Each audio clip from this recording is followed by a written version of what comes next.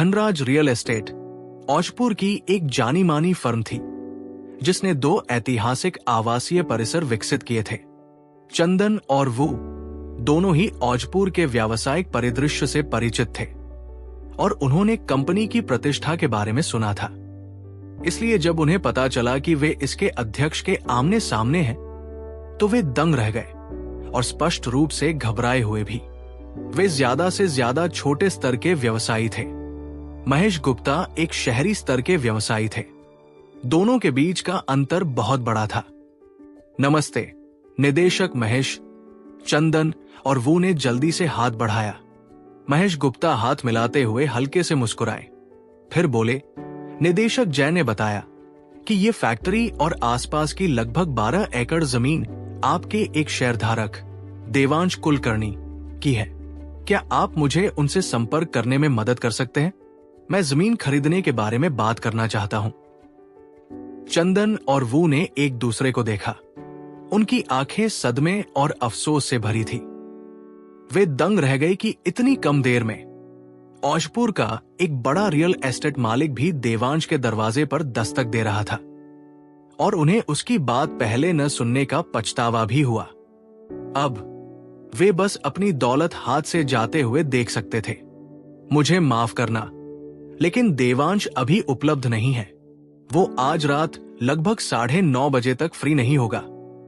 मैं उसका नंबर आपके पास छोड़ सकता हूं ताकि वो आपको तब कॉल कर सके, या हम कोई और मीटिंग तय कर सकते हैं। चंदन ने अपनी भावनाओं को दबाते हुए कहा।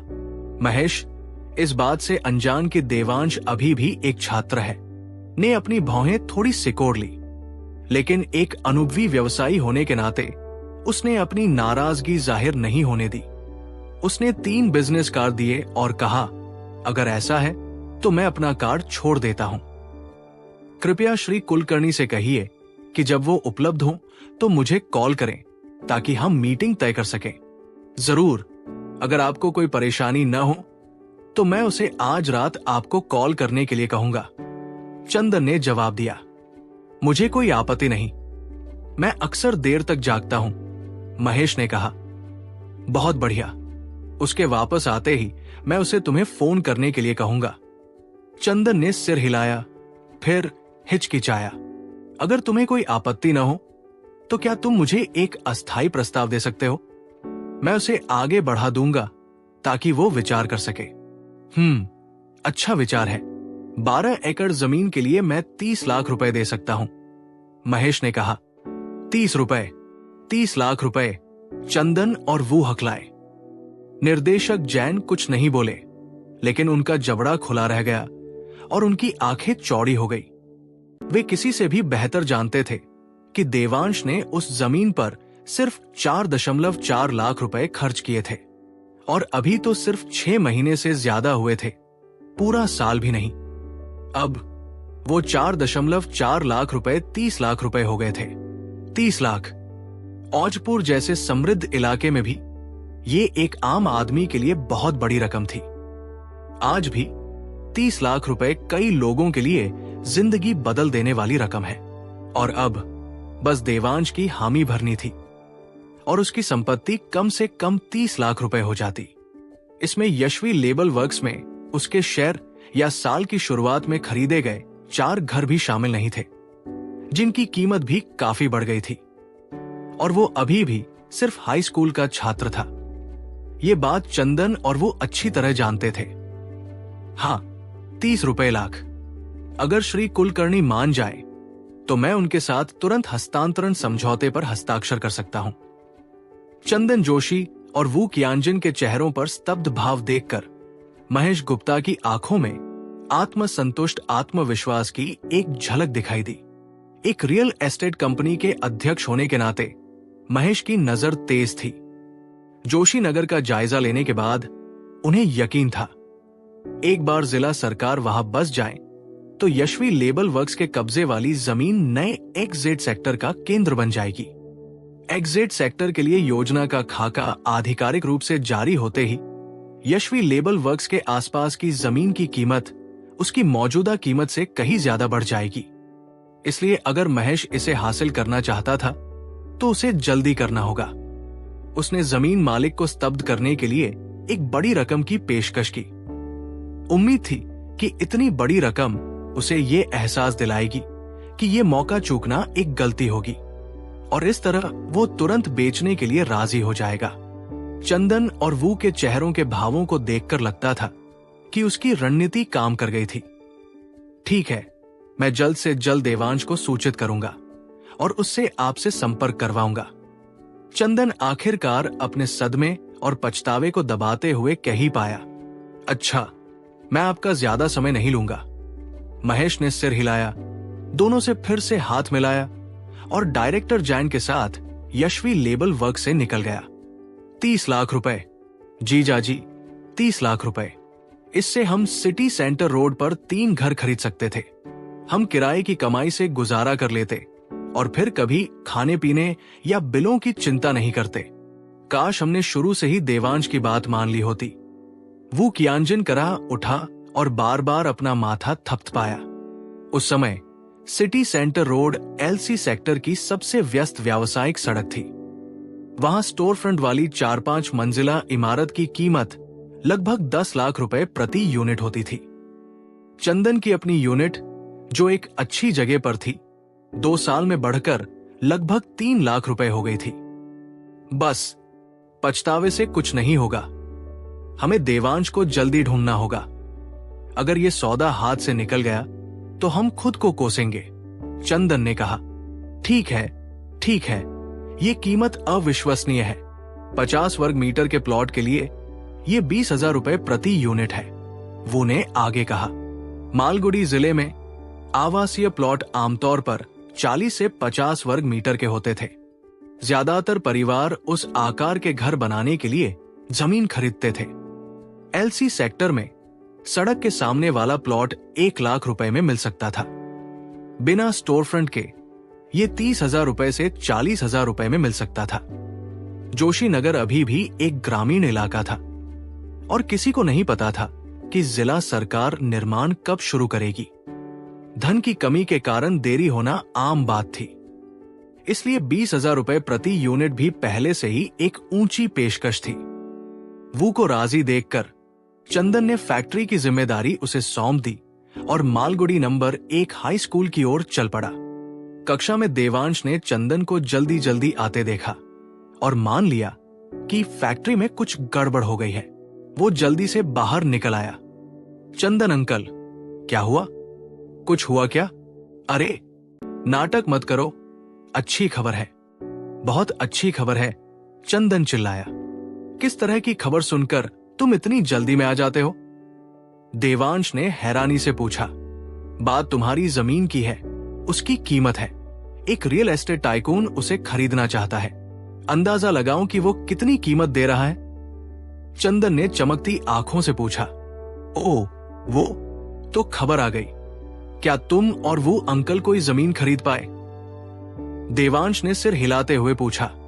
जमीन खरीदे? जिला सरकार द्वारा सरकारी जमीन के सभी हस्तांतरणों पर रोक लगाने वाला रेड सील नोटिस जारी करने से पहले हमें निदेशक जैन से इस बारे में बात करने का भी मौका नहीं मिला। जैसे ही ये खबर सामने आई, जोशी नगर में ये खबर फैल गई और कीमतें आसमान छूने लगी। हमारे पास कोई मौका नहीं बचा, चंदन ने निराश होकर कहा। ये अजीब है, शनिवार रात को ही ओल्ड लिन इसी ओर इशारा कर रहे थे और एल्डर मेहरा के लहजे से लग रहा था कि अभी भी मामला सुलझ ही रहा है। ये सब अचानक कैसे तय हो गया? देवांश ने हैरानी से पूछा। मुझे 2 साल पहले वनपुर जिले में हुई घटना याद आ रही है। जब उनके सरकारी कार्यालय का स्थानांतरण हो रहा था तो कुछ अधिकारियों ने अपने रिश्तेदारों को खबर लीक कर दी। आधिकारिक घोषणा से पहले ही आसपास की जमीन खरीद ली गई। जब यह खबर फैली तो सस्ते दामों पर जमीन बेचने वाले लोग भड़क गए। इससे अशांति फैल गई। शहर ने जांचकर्ता भेजे और परियोजना अभी भी रुकी हुई है। मुझे लगता है कि हमारे जिले के नेता इस गड़बड़ी से बचना चाहते थे, इसलिए उन्होंने तुरंत नोटिस जारी कर दिया, चंदन ने समझाया। बात तो सही है। परसों ओल्ड लिन ने एल्डर मेहरा से इसके बारे में पूछा था और उन्हें डांटा गया था। इसलिए अचानक घोषणा एक एहतियात थी। देवांश ने सिर हिलाया। यह सुनकर चंदन को अच्छा लगा। उसने मान लिया था कि देवांश को अंदरूनी जानकारी होगी। अब लग रहा था कि देवांश ने पिछली रात ही स्थिति का अंदाजा लगा लिया था और जमीन की खरीदारी पूरी तरह से सहज ज्ञान और विश्लेषण के आधार पर की थी। खैर, जरूरी बात यह है कि औजपुर शहर का एक डेवलपर आपकी जमीन खरीदना चाहता है। वो 30 लाख रुपए की पेशकश कर रहा है। उसने कहा है कि अगर आप राजी हो गए तो वो तुरंत ट्रांसफर एग्रीमेंट पर दस्तखत कर देगा। चंदन ने माथे पर हाथ मारते हुए कहा। देवांश ने जमीन खरीदने के लिए फैक्ट्री गिरवी रख दी थी। उम्मीद थी कि उसे मामूली मुनाफा मिलेगा। उसे इतनी बड़ी रकम की उम्मीद नहीं थी। उसकी आंखें चौड़ी हो गई। 30 लाख रुपए, हाँ 30 लाख रुपए, इसीलिए मैं यहां जल्दी आया हूं। आपको जल्दी फैसला करना होगा। अगर डायरेक्टर महेश ने अपना मन बदल लिया तो सौदा टूट सकता है, चंदन ने आग्रह किया। चंदन का उत्साह देखकर देवांश ने खुद को शांत किया और मुस्कुराया। चंदन अंकल, चिंता मत करो। डायरेक्टर महेश एक अनुभवी बिजनेसमैन है। जब तक उन्हें इसकी कीमत समझ नहीं आती, वे इतनी कीमत नहीं देते। अगर हम जल्दबाजी में मान गए तो शायद हमें ही नुकसान होगा। अगर मैं गलत भी हूं तो मैंने जमीन पर सिर्फ 4.4 लाख रुपए खर्च किए हैं। मुझे उम्मीद नहीं थी कि ये इतनी ऊंची कीमत पर बिकेगी। अगर कोई इतनी कीमत दे रहा है तो ये पहले से ही एक अप्रत्याशित मुनाफा है। अगर वो पीछे हटता है तो ये सिर्फ एक छूटा हुआ बोनस है, नुकसान नहीं। इसलिए जल्दबाजी करने की कोई जरूरत नहीं है। सरकारी नोटिस जारी होने के बाद जमीन पर कब्जा सुरक्षित है। चंदन जोशी ने देवांश कुलकर्णी को ऐसे घूरा जैसे किसी काल्पनिक प्राणी को देख रहे हों। क्या हुआ चंदन अंकल, कुछ हुआ क्या? देवांश ने थोड़ा शर्मिंदा होकर अपना सिर खुजलाया। मुझे लगने लगा है कि हमारी उम्र उलट गई है। आप 17 साल के हैं और मैं 41 साल का। फिर भी मैं यहां हूं अंकल, और मैं आपके जितना शांत नहीं हूं। चंदन ने व्यंग्यात्मक मुस्कान के साथ कहा। हाँ अंकल, आप बिल्कुल उल्टे हो गए हैं। ऐसा इसलिए है क्योंकि आप 41 साल के हैं। आप जिंदगी ज्यादा देख चुके हैं। आप जानते हैं कि पैसा कमाना कितना मुश्किल है, इसलिए आप इसकी ज्यादा कद्र करते हैं। मैं अभी जवान हूं, कमाने के लिए ज्यादा संघर्ष नहीं किया है, इसलिए मैं थोड़ा और अलग थलग रह सकता हूं। देवांश हंसा। तुम मुझे दिलासा दे रहे हो या फिर मुझे उकसा रहे हो? मैं तो आधी जिंदगी मेहनत करके मुश्किल से 1 करोड़ जमा कर रहा हूं, और तुम अभी किशोर हो, बस कुछ करोड़ कमा रहे हो जैसे कुछ भी नहीं है। चंदन ने कड़वी मुस्कान के साथ उसकी ओर इशारा करते हुए कहा। है, तुमने बताया था ना कि तुम्हारे पास 1 करोड़ से ज्यादा बकाया है। ये कुछ भी नहीं है, देवांश ने मुस्कुराते हुए जवाब दिया। ठीक है मिस्टर कुलकर्णी, तुम्हें भले ही कुछ करोड़ कमाने की परवाह ना हो, लेकिन तुम्हें अपने चाचा के हिसाब किताब का 1-1 रुपया जरूर पता है। चंदन ने आधा हंसते हुए सिर हिलाया। फिर भी वो 3 रुपए करोड़ के प्रस्ताव के बारे में सोचने से खुद को नहीं रोक पाया। वो फिर से उसी विषय पर आ गया। तो डायरेक्टर महेश के साथ तुम्हारी क्या योजना है? क्या तुम बेचने वाले हो या बेहतर दाम पर बातचीत करने की कोशिश करोगे? हालांकि देवांश ने हल्के फुल्के अंदाज में बात की, लेकिन उसे चंदन से भी ज्यादा पैसे की कद्र थी। खेती का खर्च एक ही दिन में लाखों में पहुंच सकता था, और जैसे जैसे उसका स्तर बढ़ता गया, लागत भी बढ़ती गई। इसलिए जब चंदन ने पूछा तो देवांश ने सोचते हुए अपना सिर नीचे कर लिया। सच कहूं तो 3 रुपए करोड़ बहुत ही आकर्षक थे। उन्होंने सिर्फ 4.4 लाख रुपए का निवेश किया था, और सिर्फ 6 महीने में वे 2 रुपए 50 पैसे करोड़ से ज्यादा का मुनाफा कमा सकते थे। किसी के लिए भी इसे रोकना मुश्किल होगा, लेकिन देवांश को लगा कि अभी बेचने के लिए बहुत जल्दी है। उसे अपनी बात पर अड़ा रहना होगा। चंदन अंकल, क्या मैं आपका फोन उधार ले सकता हूं? मैं ओल्ड लिन को फोन करना चाहता हूं। उन्हें बाजार की व्यापक समझ है और शायद वे बेहतर जानकारी दे सके, देवांश ने कहा। और उनके मन में एक विचार कौंधा। ठीक है, मैं उन्हें कैसे भूल सकता हूं? चंदन ने अपने माथे पर थपथपाया और फोन दे दिया। देवांश मुस्कुराया, फोन लिया और लिन जिन्नुओं का नंबर डायल किया। लिन जिन्नुओं अपने दफ्तर में लगातार सिगरेट पी रहे थे और चिढ़े हुए से दिख रहे थे।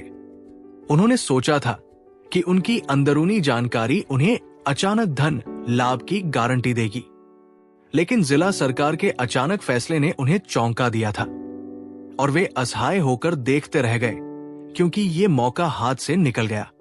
तभी उनका फोन बजा। वे जवाब नहीं देना चाहते थे, लेकिन चंदन जोशी का नाम देखकर और देवांश के साथ उनके करीबी रिश्तों को जानकर उन्होंने तुरंत फोन उठा लिया। बूढ़े लिन, मैं बोल रहा हूं।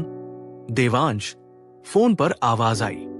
जैसे ही लिन ने देवांश की आवाज सुनी, उनकी चिढ़ गायब हो गई।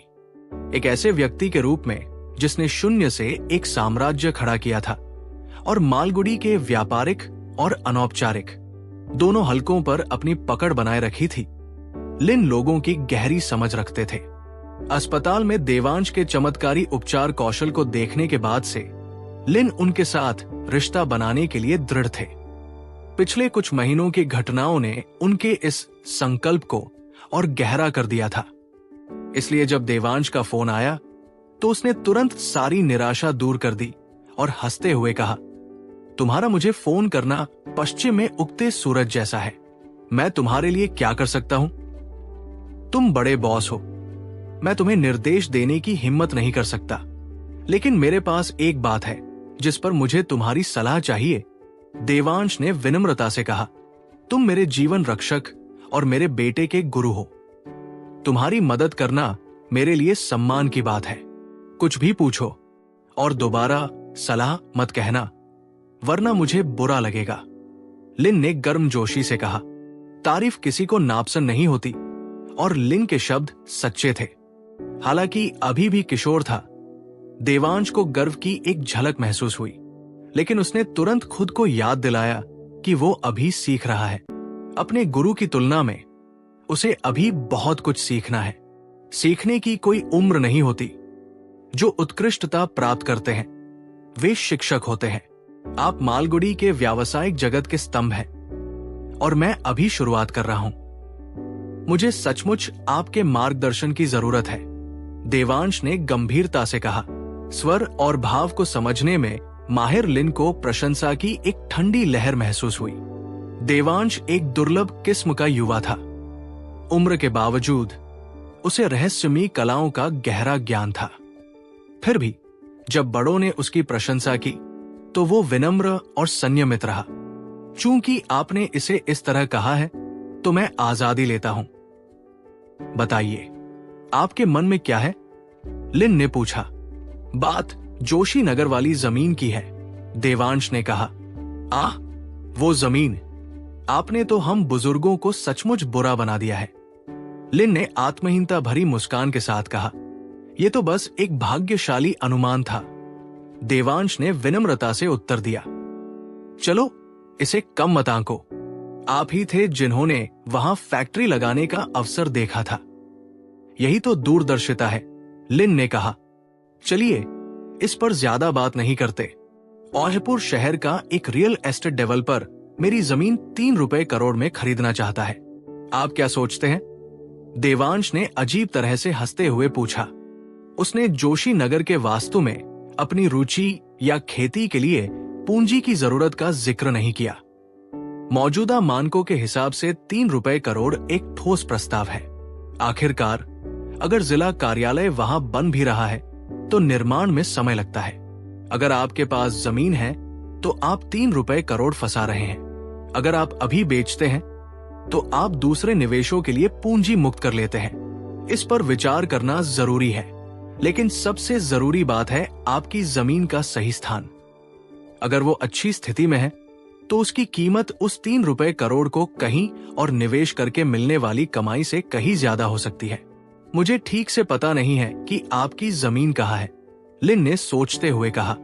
चंदन और वू के लिए 3 रुपए करोड़ एक चौंका देने वाला आंकड़ा था, लेकिन एक अनुभवी व्यवसायी लिन के लिए ये आश्चर्यजनक तो था, लेकिन उसे अपना संयम खोने के लिए काफी नहीं था। देवांश कुलकर्णी ने लिन जिन्नुओं को जोशी नगर में अपनी जमीन की लोकेशन मोटे तौर पर समझाई।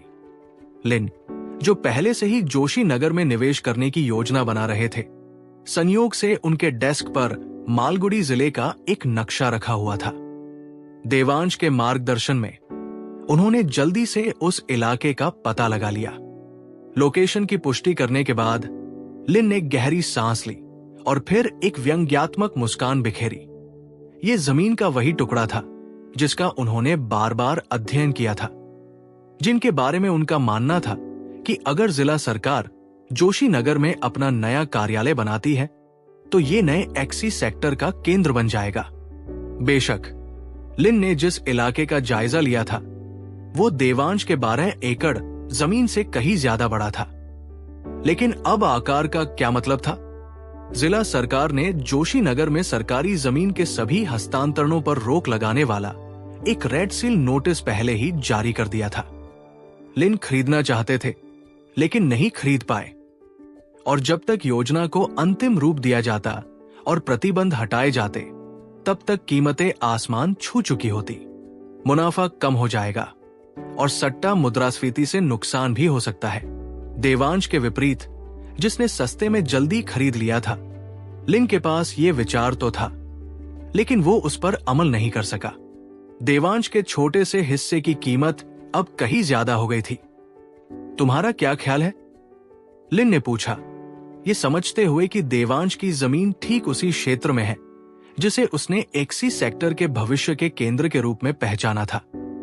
मेरा विचार है, चूंकि जोशी नगर में जिला कार्यालय की पुष्टि हो गई है, इसलिए मेरी जमीन में अभी भी मूल्य वृद्धि की गुंजाइश है।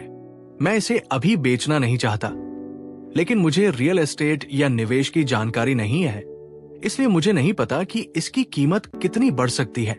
देवांश ने सोचते हुए जवाब दिया। देवांश, सच कहो तो मेरी नजर बिल्कुल इसी जमीन पर थी।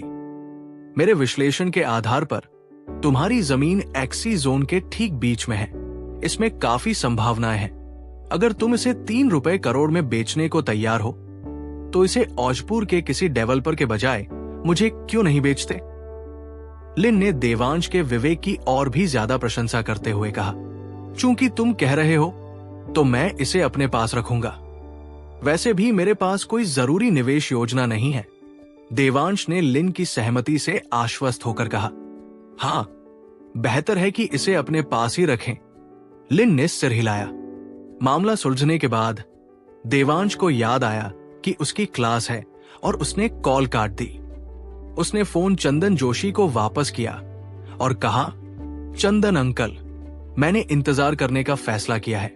क्या आप डायरेक्टर महेश को बता सकते हैं? चंदन ने मुंह खोला, फिर सिर हिलाया। ठीक है, मुझे तुम्हारे विवेक पर भरोसा है, मैं उन्हें बता दूंगा, लेकिन 3 रुपए करोड़, इसे भुनाना मुश्किल है। दरअसल जोशी नगर में कीमतें भले ही बढ़ रही हों, लेकिन वे अभी अपने चरम पर नहीं पहुंची है। विस्तृत योजनाएं अभी तक सामने नहीं आई है। मुझे लगता है कि आपको और अंकल वू को फैक्ट्री एरिया के आसपास भी देखना चाहिए। कुछ परिवारों के पास कई घर हो सकते हैं। अगर आप अच्छी कीमत देंगे तो वे बिक भी सकते हैं, लेकिन बहुत ज्यादा मत देना, ये अभी भी जोखिम भरा है। बस हमारी फैक्ट्री के पास वाले इलाके पर ध्यान दो। चंदन के जाने से पहले ही देवांश ने कहा। चूंकि लिन और डायरेक्टर महेश दोनों जमीन को लेकर आशावादी थे, इसलिए देवांश आश्वस्त था। उसने चंदन को खरीदारी जारी रखने की सलाह दी। बड़े डेवलपर छोटे प्लॉटों की परवाह नहीं करते, लेकिन चंदन और वो जैसे छोटे व्यवसाय मालिकों के लिए कुछ प्रॉपर्टीज को हजारों में बेचना एक अच्छा मौका था। ठीक है, अगर तुम खरीदने को कहोगी तो मैं खरीद लूंगा। चंदन ने तुरंत सिर हिलाया। इसके बाद उसे देवांश पर एक तरह का अंधविश्वास हो गया। कौन नहीं करेगा? सिर्फ 6 महीने में इस किशोर ने 2 रुपए करोड़ से ज्यादा कमा लिए थे। अगर उसने बेचने का फैसला किया होता, यह सदमा तो बहुत बड़ा था। देवांश मुस्कुराया और कक्षा में वापस आ गया। अजीब बात है, चंदन अंकल स्कूल आए, लेकिन लिहाओं को नहीं ढूंढा। वो तुमसे क्या चाहते थे? डू यीफान ने धीमी आवाज में उत्सुकता से पूछा। क्या तुम मेरी बात पर यकीन करोगे अगर मैं कहूं कि किसी ने मेरी जमीन के लिए 3 रुपए करोड़ की पेशकश की है और चंदन अंकल ये पूछने आए कि मैं क्या सोचता हूं? देवांश ने धीरे से जवाब दिया।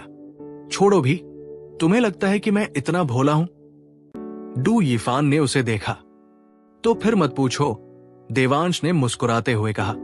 ठीक है, मैं नहीं जाऊंगा, लेकिन स्कूल की खूबसूरत सीनियर, सुडौल सीनियर और सौम्य सीनियर को तुमसे मिलने आए हुए काफी समय हो गया है। अगर स्कूल की खूबसूरत कहीं और चली भी गई तो क्या तुम्हें उनसे नहीं मिलना चाहिए? डू यीफान ने बात को युक्सिता डोंगरे और बाकियों की ओर मोड़ते हुए पूछा। तुम सारा दिन क्या सोचती रहती हो? बोर्ड परीक्षाएं नजदीक है, मैं उन्हें परेशान नहीं कर सकता, देवांश ने चिढ़कर जवाब दिया। बिल्कुल, तुम्हें जाना ही चाहिए। उन्हें प्रोत्साहित करो। इस तरह अगर वे स्नातक भी हो जाएं, तो भी वे तुम्हें याद रखेंगे, डू यीफान ने कहा। तो फिर तुम जाओ, देवांश ने जवाब दिया। बंद करो।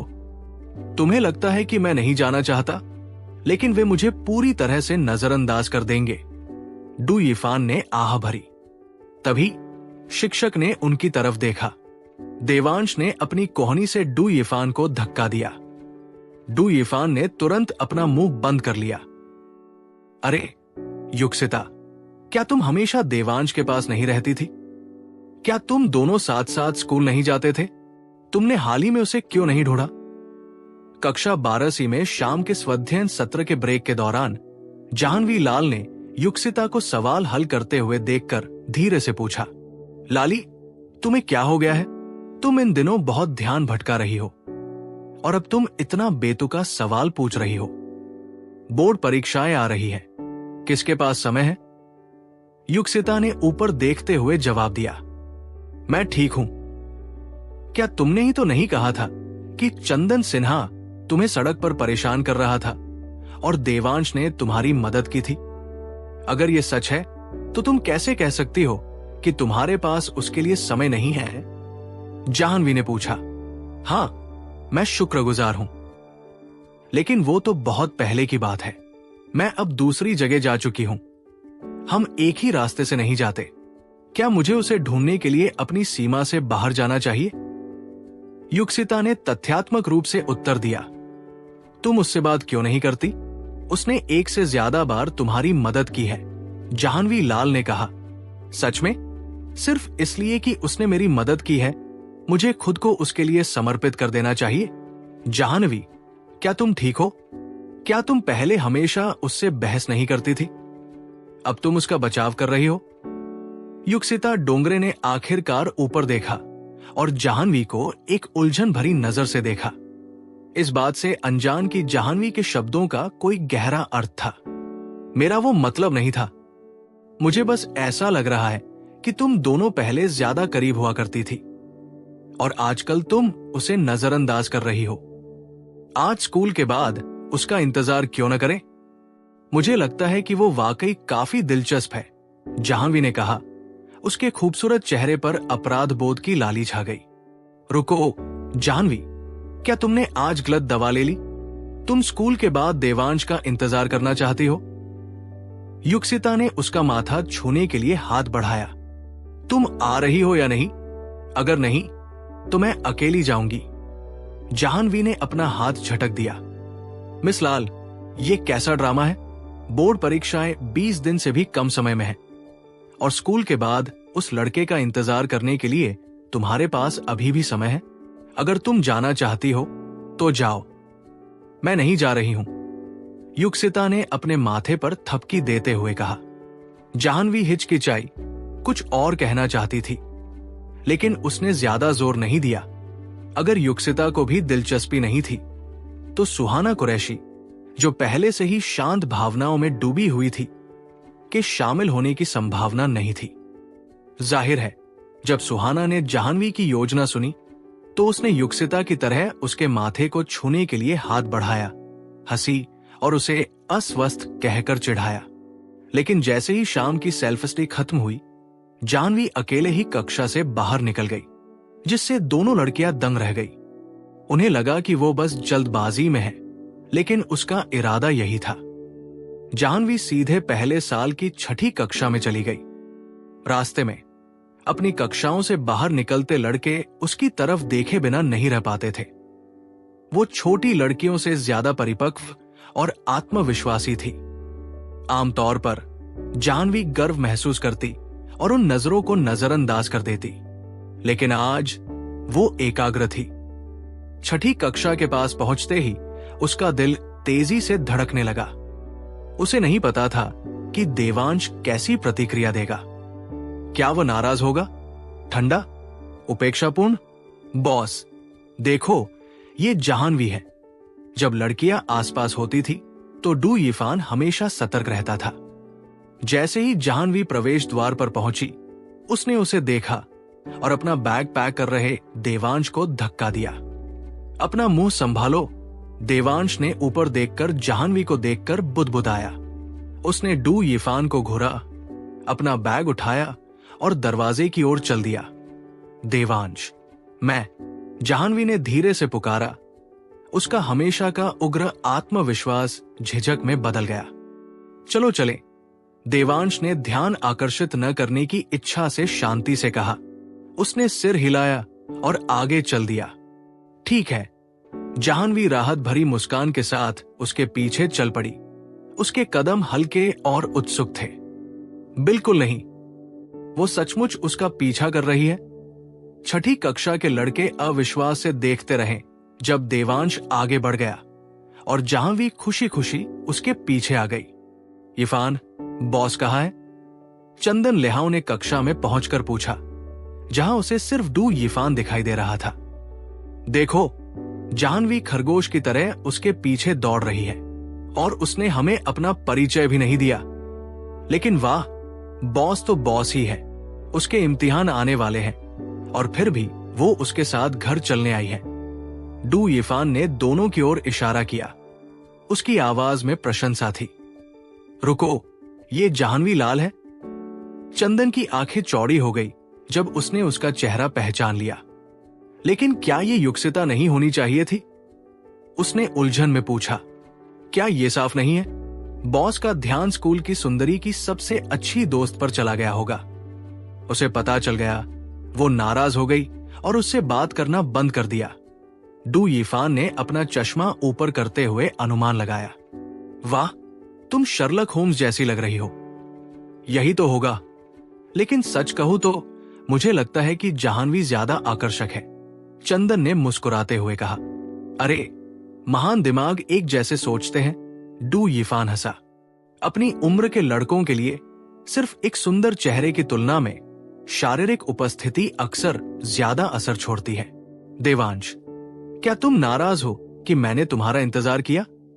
जाह्नवी उसके बगल में चलते हुए और अपनी साइकिल धकेलते हुए धीरे से पूछा। घर पर सब कैसा है? देवांश ने सीधे जवाब नहीं दिया। इसके बजाय उसने बात बदल दी। उसके सवाल का जवाब देना मुश्किल था। यह कहना कि वो दुखी है उसे दुख पहुंचाता, और यह सच नहीं होता। कोई भी लड़का खुश होता अगर कोई खूबसूरत सीनियर उसका इंतजार करे, और देवांश भी कोई अपवाद नहीं था। उसने बस ये जाहिर नहीं होने दिया। लेकिन यह कहना कि वो खुश है, खासकर हाल ही में जो हुआ उसके बाद, उसे एक गलत फहमी पैदा कर सकता था। वो नहीं चाहता था कि वो हर दिन उसका इंतजार करे, इसलिए उसने बातचीत का रुख बदल दिया। ये एक छोटा सा कदम था, लेकिन इससे पता चलता था कि देवांश कितना परिपक्व हो गया है। आपकी बदौलत सुपरिंटेंडेंट मेहरा ने मेरे पिताजी को ज्यादातर पैसे वापस दिलाए। हमने न सिर्फ अपने कर्ज चुका दिए हैं, बल्कि जिले के कस्बे में फिर से घर खरीदने के लिए हमारे पास थोड़े पैसे भी हैं। जगह पहले जितनी अच्छी तो नहीं होगी, लेकिन पहले जैसी स्थिति के मुकाबले अब तो स्वर्ग जैसा लग रहा है। जाह्नवी लाल ने देवांश कुलकर्णी से कृतज्ञता पूर्वक कहा। उनके चेहरे पर एक चमकदार मुस्कान फैल गई। लोग अजीब होते हैं। जाह्नवी के रहने के हालात पहले बेहतर हुआ करते थे, फिर भी वो कभी सच्ची खुशी महसूस नहीं कर पाई।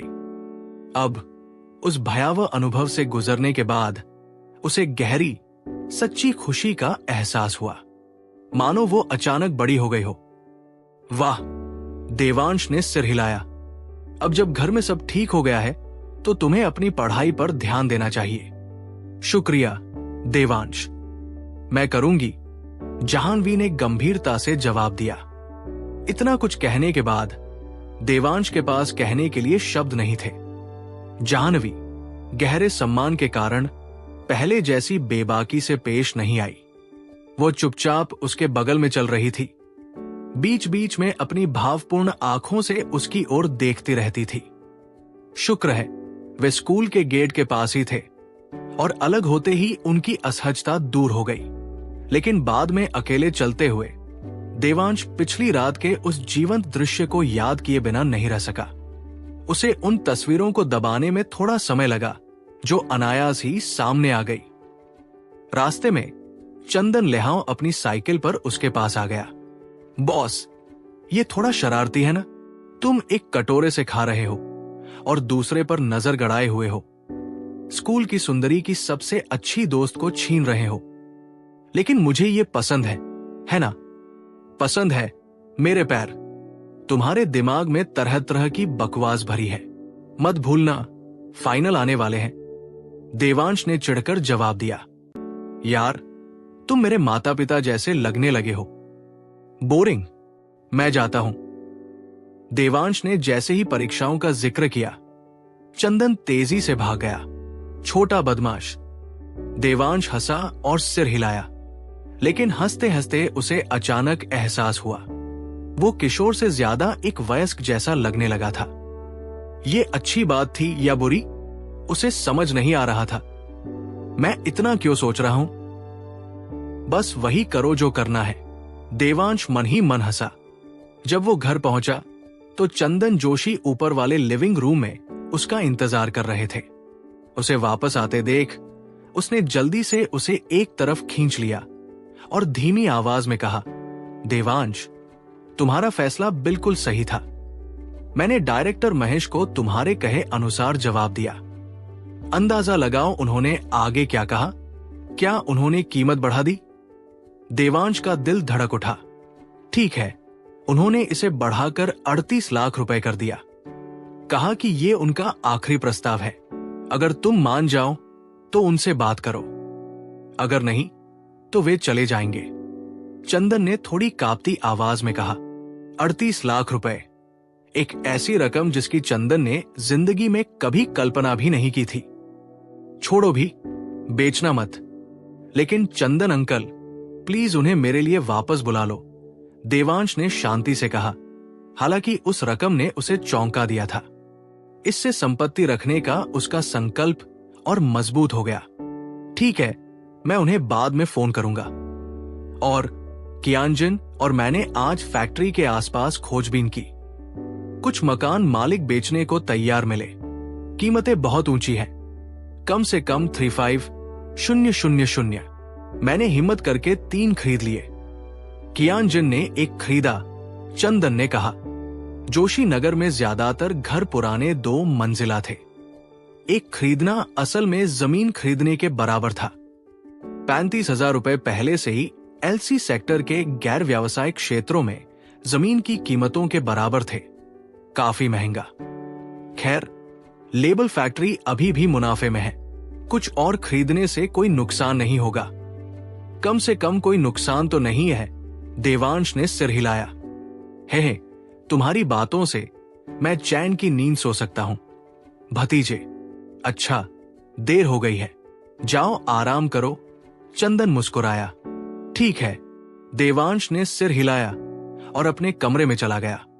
अपने कमरे में वापस आकर उसने कुछ देर पढ़ा, फिर सिनबर मिलाया और तावीज बनाने का अभ्यास करने के लिए पीला कागज बिछाया। जैसे जैसे उसकी साधना में सुधार हुआ, उसकी सफलता दर लगभग 4% तक पहुंच गई, पहले से 2 गुनी। आज रात वो हृदय शुद्धिकरण तावीज बना रहा था। ये शांति और स्पष्टता बनाए रखने में मदद करते थे और धर्म तावीजों की 3य श्रेणी में आते थे। देवांश जिन तावीजों को जानता था वे 4 श्रेणियों में विभाजित थे: धर्म तावीज, आत्मा तावीज, खजाना तावीज और अमर तावीज। प्रत्येक श्रेणी में ऊपरी, मध्यम और निचले स्तर थे। अब वो मुश्किल से मध्यम श्रेणी के धर्म तावीज बना पा रहा था, लेकिन सफलता दर 2% से भी कम थी। अपने काम में डूबे हुए उसने सफलतापूर्वक 3 हृदय शुद्धि तावीज बनाए। तब तक लगभग आधी रात हो चुकी थी। उसने उन्हें सावधानी से रखा, व्यवस्थित किया और छत पर चला गया। पालथी मारकर बैठ गया। उसने अपनी मध्यरात्रि साधना शुरू कर दी। चांद की रोशनी धीरे धीरे फैल रही थी, लेकिन तायीन आत्मा संग्रहण संरचना तावीज जेड की सहायता के बिना वो पतली और बिखरी हुई थी। धुंधली हवा ने उसकी शुद्धता को कम कर दिया था और देवांश ज्यादा कुछ ग्रहण नहीं कर पा रहा था। अनजाने चांद काले बादलों के पीछे छिप गया था। देवांश ने अपनी आंखें खोली, खड़ा हुआ और अपने कमरे में लौट आया। नहा धोकर वो बिस्तर पर लेट गया। छत को घूरता रहा। उसके मन में विचार उमड़ रहे थे। साधना जितनी ऊंची होती, आध्यात्मिक ऊर्जा उतनी ही शुद्ध होती। तायीन ताबीज जेड के बिना आज रात के अभ्यास का कोई खास असर नहीं हुआ, बस इतना कि उसका वर्तमान स्तर बना रहे। अब जब जोशी नगर में जमीन की कीमतें बढ़ रही हैं, तो उसी प्लॉट पर बड़ा लोन मिलना चाहिए। शायद मुझे वाइस प्रेसिडेंट मीरा अय्यर से बात करनी चाहिए, पुराना लोन चुकाना चाहिए, जमीन का पुनर्मूल्यांकन करवाना चाहिए और एक नया प्लॉट लेना चाहिए। तब मेरे पास जेड खरीदने के लिए पैसे होंगे। कीमतें बढ़ने के साथ देवांश ने आखिरकार फिर से जेड खरीदने के बारे में सोचना शुरू कर दिया। अगले दिन दोपहर में देवांश अपने लंच ब्रेक का इस्तेमाल इंडस्ट्रियल एंड कमर्शियल बैंक की मालगुडी शाखा में गया। अब उसे एक महत्वपूर्ण ग्राहक माना जाता था और वाइस प्रेसिडेंट मीरा अय्यर ने पहले भी उसका स्वागत किया था। एक टेलर ने उसे पहचान लिया और गर्मजोशी से उसका स्वागत किया। चूंकि मीरा ने उसका पिछला मॉर्गेज निपटाया था, इसलिए देवांश ने उससे सीधे मिलने का अनुरोध किया। दोपहर का समय था और मीरा आमतौर पर आराम कर रही होती है, लेकिन देवांश की स्थिति को देखते हुए टेलर ने उसके कार्यालय में फोन किया। श्री कुलकर्णी, उन्होंने कहा है कि आप सीधे ऊपर जा सकते हैं। टेलर मुस्कुराया। बैंकिंग हॉल के बगल से एक सीढ़ी ऊपरी मंजिल तक जाती थी, जहां मीरा का ऑफिस था। शुक्रिया, देवांश ने कहा और सीढ़ियां चढ़ गया। मीरा अय्यर अभी भी अपनी ऑफिस यूनिफॉर्म पहने हुए एक कॉरपोरेट पेशेवर जैसी शांत और शान से सजी हुई थी। चूंकि पश्चिम बंगाल में गर्मी का मौसम आ चुका था, इसलिए उन्होंने अपना ब्लेजर एक तरफ रख दिया था और एक चटक सफेद ब्लाउज और काली पेंसिल स्कर्ट पहन रखी थी। देवांश कुलकर्णी ने जैसे ही दरवाजा खोला, वो उनके शांत भाव से दंग रह गए, लेकिन उनका ध्यान तुरंत उनकी आंखों पर गया। वे थोड़ी लाल और सूजी हुई थी, जिससे साफ जाहिर हो रहा था कि वो रो रही थी। देवांश का मीरा के साथ कोई गहरा व्यक्तिगत रिश्ता नहीं था, लेकिन क्रेडिट कार्ड के आवेदन के दौरान और खासकर लोन लेने की प्रक्रिया के दौरान मीरा ने उनसे बातचीत की थी, जहां मीरा ने बहुत ही सहयोग किया था।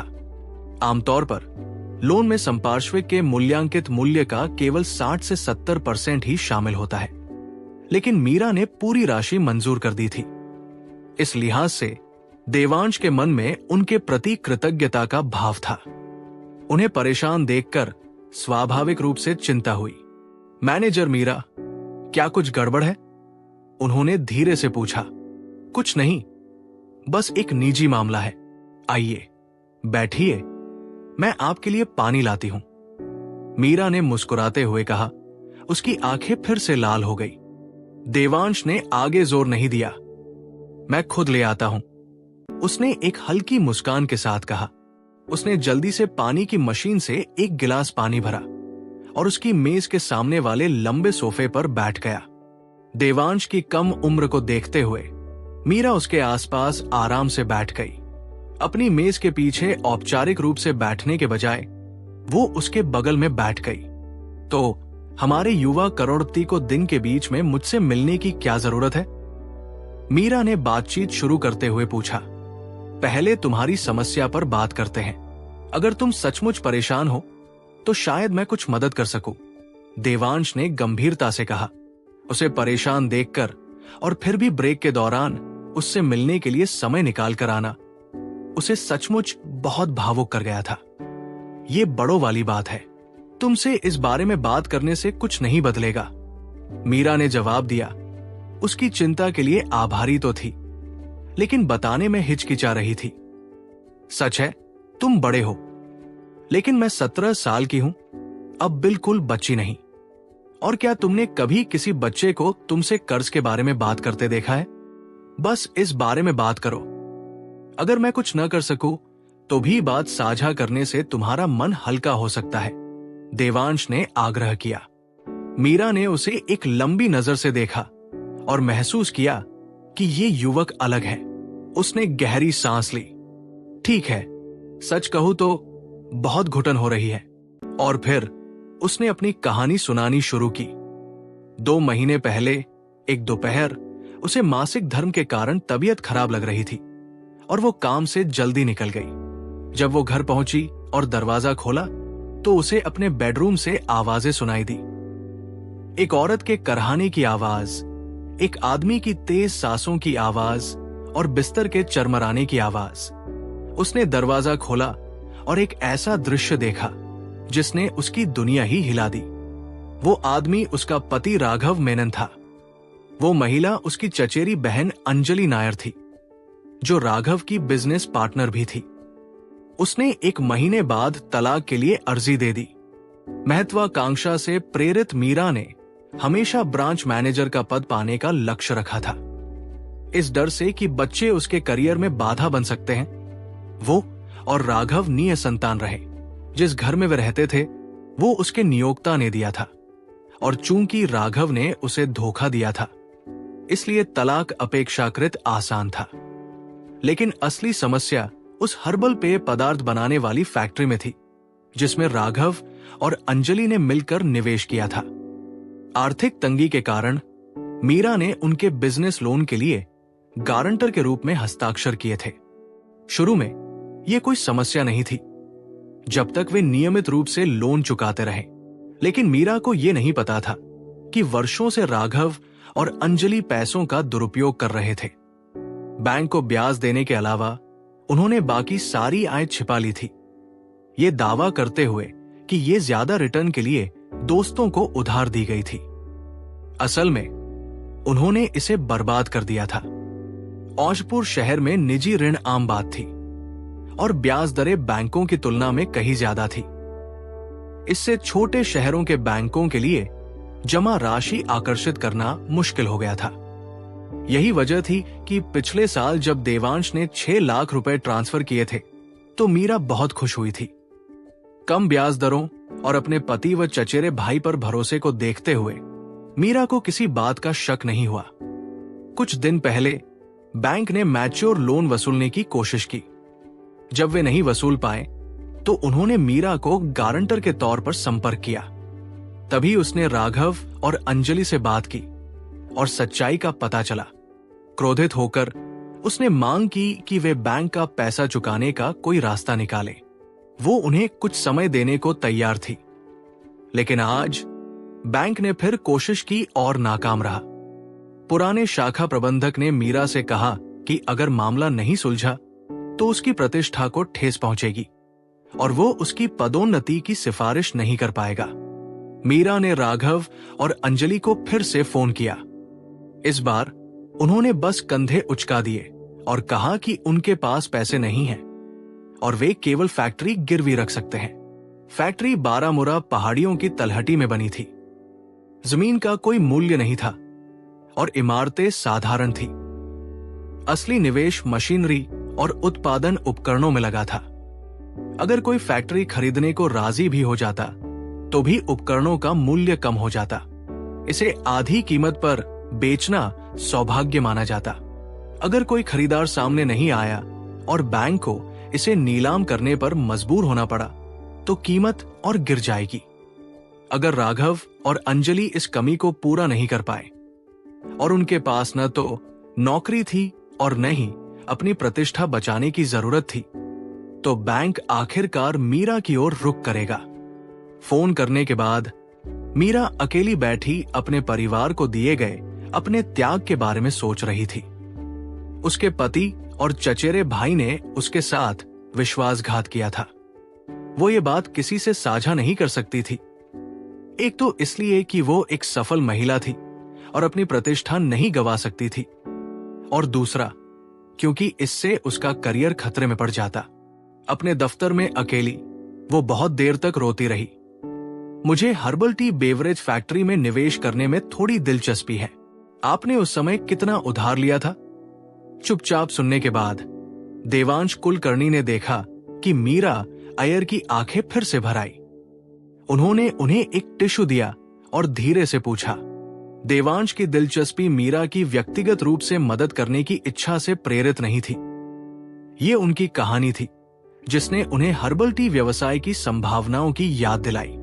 हर्बल टी हालांकि तकनीकी रूप से चाय नहीं है, स्थानीय जड़ी बूटियों के मिश्रण से बना एक पारंपरिक पेय है जिसे शरीर को आंतरिक रूप से ठंडा करने और अतिरिक्त गर्मी को दूर करने के लिए बनाया जाता है। ये कोंकण, गोवा और तटीय महाराष्ट्र जैसे क्षेत्रों में विशेष रूप से लोकप्रिय है, जहां की जलवायु आर्द्र होती है और गर्मी से संबंधित बीमारियों का खतरा अधिक होता है। मालगुडी जिले में गर्मियों के चरम पर आयुर्वेदिक जड़ी बूटियों से बनी हर्बल चाय बेचते हुए विक्रेता आम दिखाई देते हैं। भारत में हर्बल चाय की परंपरा सदियों पुरानी है। इसके सबसे पूजनीय व्यक्तियों में से एक ऋषि गहनंद है, जो गुप्त काल के एक ऋषि और चिकित्सक थे, जिन्हें अक्सर आयुर्वेदिक हर्बल अर्क का अग्रदूत माना जाता है। ऐसा कहा जाता है कि 306 ई में ऋषि गहनंद कोंकण क्षेत्र में बस गए, जहां उन्होंने स्थानीय जड़ी बूटियों और उष्ण कटिबंधीय रोगों पर उनके प्रभावों का अध्ययन किया। उनके लेखन और बाद में आयुर्वेदिक विद्वानों द्वारा संकलित रचनाओं ने इस क्षेत्र में हर्बल चाय संस्कृति की नींव रखी। कोंकण अमृत, त्रिकटु शीतल और पंचामृत काढ़ा जैसे प्रसिद्ध मिश्रणों का इतिहास उनकी शिक्षाओं से जुड़ा है। दुर्भाग्यवश आपातकाल के दौरान कई पारंपरिक हर्बल चाय की दुकानें बंद हो गई और सांस्कृतिक कलाकृतियां, औजार, दस्तावेज और नुस्खे खो गए। सौभाग्य से इनमें से कुछ परंपराएं गोवा और केरल में बची रहीं, जहां परिवार सदियों पुरानी विधियों से हर्बल चाय बनाते और बेचते रहे। ऋषि गहनंद के प्रत्यक्ष वंशज होने के नाते देवांश को प्रामाणिक हर्बल चाय के फार्मूले का खजाना विरासत में मिला था, लेकिन उन्होंने हमेशा उन्हें औषधि ही माना, कभी उनकी व्यावसायिक क्षमता पर विचार नहीं किया। ये चाय ठंडी तो थी, लेकिन तीखी नहीं, विषहरण करने वाली, लेकिन पेट के लिए हल्की, लीवर और किडनी के लिए जहरीली नहीं, साल भर इस्तेमाल के लिए उपयुक्त और कार्बोनेटेड सोडा से कहीं ज्यादा स्वास्थ्यवर्धक। अब तक देवांश ने हर्बल टी ब्रांड लॉन्च करने के बारे में कभी नहीं सोचा था, खासकर तब जब उसके पास ज्यादा पूंजी नहीं थी। लेकिन अब 12 एकड़ जमीन, जिसकी कीमत 38 लाख रुपए है, उसके पास विकल्प थे। मालगुडी जिले में 38 लाख रुपए एक बड़ी रकम थी, कई छोटी हर्बल चाय फैक्ट्रियों को चलाने के लिए काफी। आपकी दयालुता के लिए धन्यवाद, देवांश। लेकिन जब हमने फैक्ट्री में निवेश किया था तो हम बहुत ज्यादा आशावादी थे। अब राघव मेनन कर्ज नहीं चुका सकते, सिर्फ इसलिए नहीं कि उन्होंने और अंजलि नायर ने मेरे पीछे पैसे लुटा दिए, बल्कि इसलिए भी कि बिजनेस अच्छा नहीं चला। अगर चुकाते तो उनके बेतहाशा खर्च के बावजूद भी उन्हें कंगाल नहीं होना पड़ता। और आपने हाल ही में अपनी फैक्ट्री गिरवी रखी है, जिसका मतलब है कि आपके पास पैसे की भी कमी है। मीरा ने उनकी दिलचस्पी देखकर कहा। मीरा को अपनी परेशानियों के बावजूद उसकी स्थिति को लेकर चिंतित देखकर देवांश समझ गया कि कैसे उसके पति और चचेरे भाई ने उसे धोखा दिया है।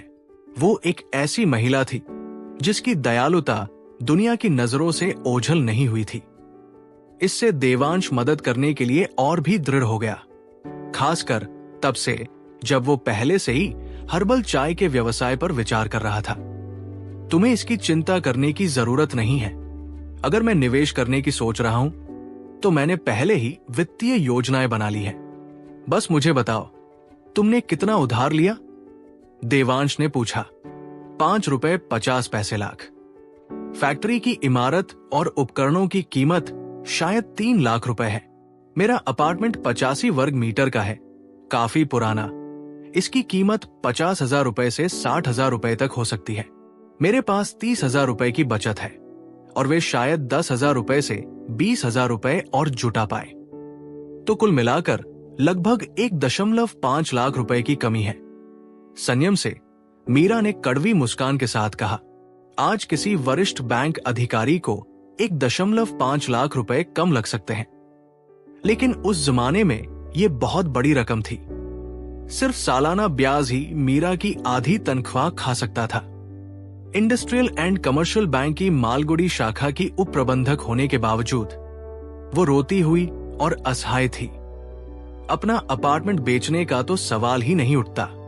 क्या आप, एक सम्मानित डिप्टी मैनेजर, सच में किराए के घर में रह सकते हैं? योजना यह है, कल 11:40 बजे एक कार बुक करें और मालगुडी नंबर 1 हाई स्कूल के बाहर मेरा इंतजार करें। हम बारामुरा हिल्स के पास हर्बल टी की फैक्ट्री जाएंगे। मैं उसका निरीक्षण करूंगा और अगर वो व्यवहार्य रही तो उसे खरीदने के लिए मैं 5 लाख रुपए लगा दूंगा। लेकिन अभी राघव या अंजलि को मत बताना। देखते हैं कि वे वास्तव में कितना निवेश करने को तैयार है। उन्होंने काफी फायदा उठा लिया है, उन्हें इससे ज्यादा नहीं मिलना चाहिए, देवांश ने दृढ़ता से कहा। उसने हिसाब लगाया था कि 5 लाख रुपए का खर्चा चल सकता है। नई फैक्ट्री बनाने और उपकरण खरीदने में ज्यादा खर्च आएगा और ज्यादा समय लगेगा। मौजूदा फैक्ट्री खरीदने से समय और पैसा बचेगा और मीरा को उसकी मुश्किल से निकलने में मदद मिलेगी। मीरा ने लोन की जानकारी सिर्फ इसलिए दी थी क्योंकि देवांश ने जोर दिया था। उसे उम्मीद नहीं थी कि वो सचमुच निवेश करेगा, खासकर इतनी बड़ी रकम। आखिर कौन किसी ऐसे व्यक्ति पर 5 लाख रुपए यूं ही खर्च कर देगा जो उसका करीबी न हो, जब तक कि उसके पीछे कोई छिपा हुआ मकसद न हो, जैसे आकर्षण या पावर प्ले। मीरा को अपने रूप और अपनी स्थिति का एहसास था, लेकिन देवांश अभी किशोर था और यह स्पष्ट था कि उसके इरादे ऐसे नहीं थे। इसलिए जब उसने उसे ये कहते सुना कि वो सचमुच 5 लाख रुपए लगाने की योजना बना रहा है, फैक्ट्री की कीमत से 2 लाख रुपए ज्यादा, तो वो दंग रह गई। तुम सच में फैक्ट्री खरीदने के लिए 5 लाख रुपए लगाने की योजना बना रहे हो? उसने अविश्वास से पूछा। क्या मैं मजाक कर रहा हूं? देवांश कुलकर्णी ने मीरा अयर की ओर देखते हुए कहा। लेकिन मीरा की आंखों में आंसू भर आए।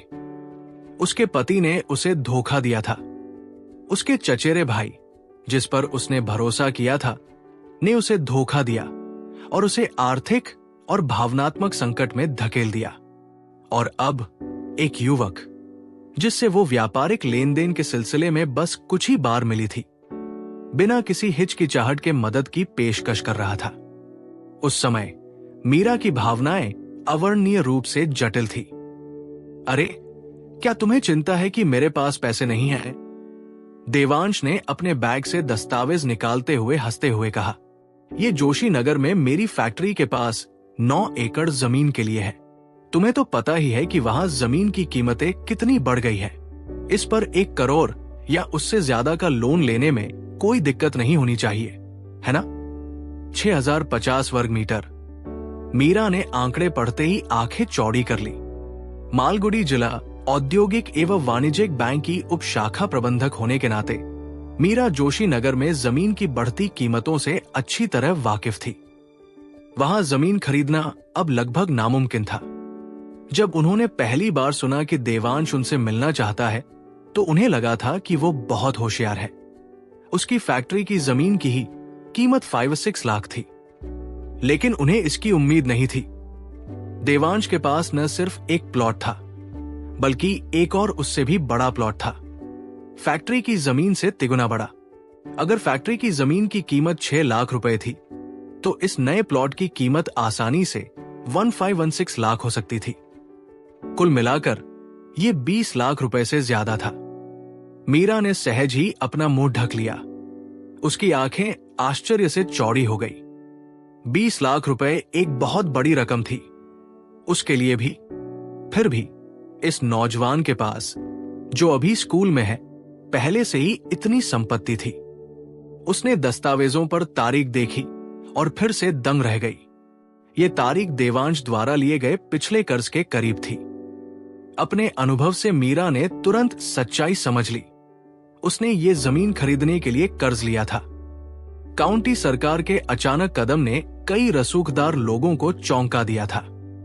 उन्होंने मौका गवा दिया था, लेकिन इस किशोरी ने इसे आते देखा था और कदम उठाया। तुमने सिर्फ इस जमीन को खरीदने के लिए कर्ज लिया था? मीरा ने काफी देर तक चुप रहने के बाद पूछा।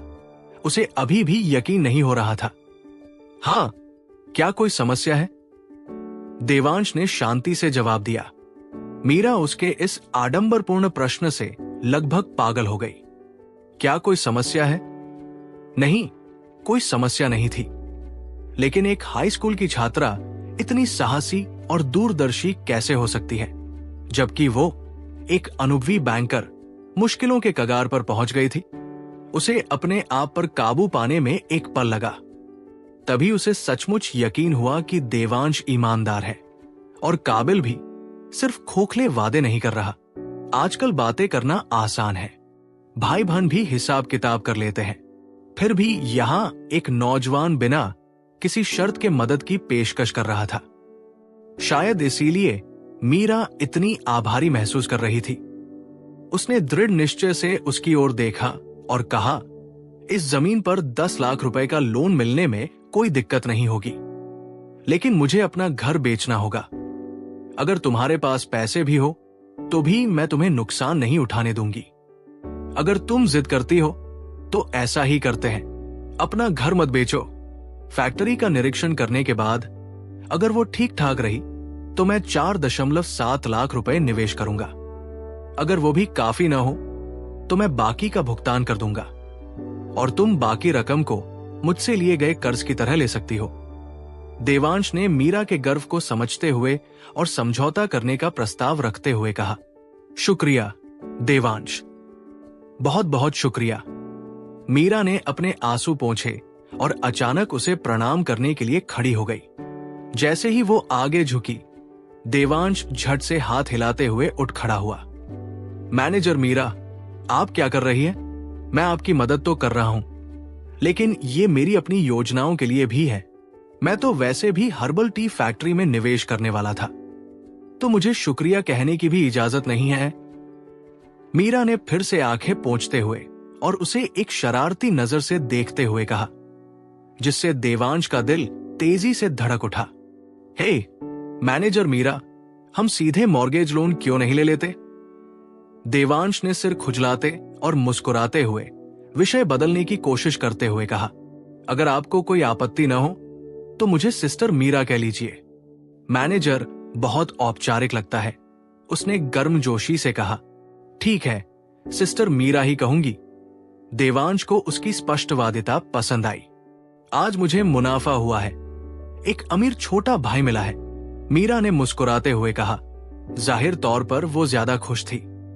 हाँ, कुछ लाख और मैं अमीर? मुश्किल से देवांश ने विनम्रता से कहा। कुछ लाख? बस यूं ही? मैं तो हजारों के लिए रातों की नींद हराम कर रहा हूं। यहां अगर इससे अमीर नहीं बनते तो क्या बनते हैं? मीरा ने अपनी उंगलियों से उसके माथे पर हल्के से थपथपाते हुए कहा। देवांश अब और बहस नहीं कर सका। उसने बातचीत का रुख मोड़ दिया। दरअसल मीरा बहन, किसी ने जमीन और फैक्ट्री के लिए 3.8 लाख रुपए की पेशकश की थी। मैंने मना कर दिया। क्या आपको लगता है कि मुझे इससे बड़ा लोन मिल सकता है? आदर्श रूप से 10 रुपए 30 पैसे या 10 रुपए 40 पैसे लाख। इस तरह मैं पुराना लोन चुका सकती हूं, जमीन वापस ले सकती हूं, फैक्ट्री में 50,000 रुपए निवेश कर सकती हूं और फिर भी 6070,000 बच जाएंगे। उसमें से कुछ फैक्ट्री के लिए रिजर्व हो सकता है और बाकी के लिए मेरी दूसरी योजनाएं हैं। ये सुनकर कि किसी ने 3.8 लाख रुपए की पेशकश की थी और देवांश ने मना कर दिया था, मीरा फिर से दंग रह गई। उसने अपना ब्लाउज ठीक किया और कहा, इसमें कोई समस्या नहीं होनी चाहिए, लेकिन हमें फिर भी प्रक्रिया का पालन करना होगा। मैं समझ गया, देवांश ने सिर हिलाया। उसने पहले भी ऐसा किया था। मैं किसी से मूल्यांकन शुरू करवाऊंगी, मीरा ने कहा। उसने फोन किया और जल्द ही एक संपत्ति मूल्यांकनकर्ता आ गया। जब मूल्यांकनकर्ता ने देवांश द्वारा उपलब्ध कराए गए सरकारी जमीन के दस्तावेज देखे तो वो इतना हैरान हुआ कि कुछ देर तक बोल ही नहीं पाया। बात सिर्फ जमीन की नहीं थी, बात यह थी कि उसका मालिक एक किशोर था। मूल्यांकनकर्ता को ऐसा लग रहा था जैसे उसने अपने ही कई साल बर्बाद कर दिए हों।